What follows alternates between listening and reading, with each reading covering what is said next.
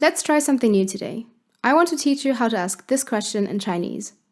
How many people are there in your family? 你家有几口人? Now, let's break down each component of the sentence.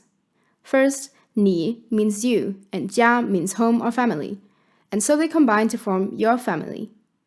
We then have 有, which means have, and 几, which means how many.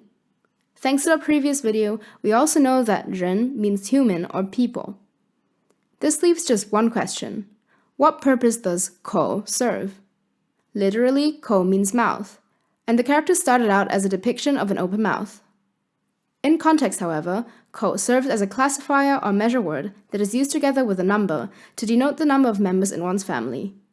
In English, we have something similar when we say 3 drops of water or this cup of coffee.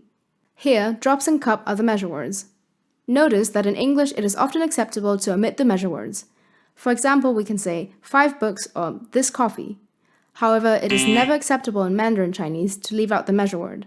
It would simply be grammatically incorrect. These measure words, or 量词, must come between a noun and a number or demonstrative pronoun. We won't go into the details of this.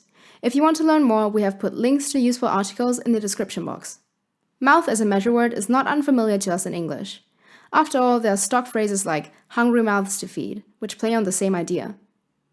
Less familiar, however, is that 口 is also a measure word for things as diverse as pigs, walls, and swords. We can therefore say 这口猪, 那口井, and 一口剑.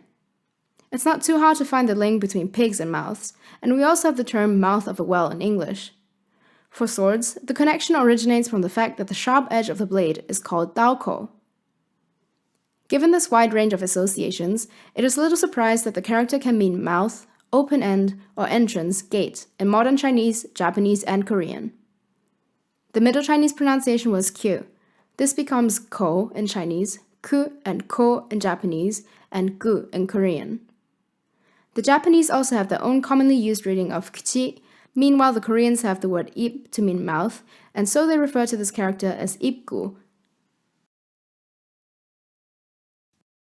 Thank you for watching today's video on the 808 shared characters in Chinese, Japanese, and Korean. If you learned something new today, do consider liking and subscribing, and make sure you hit the bell button so you won't miss any of our new videos. Special thanks go to our patrons. We greatly appreciate your support in making this project possible. If you want to support us too, you can find the link to our Patreon in the description box. Thanks again for watching, and see you next time.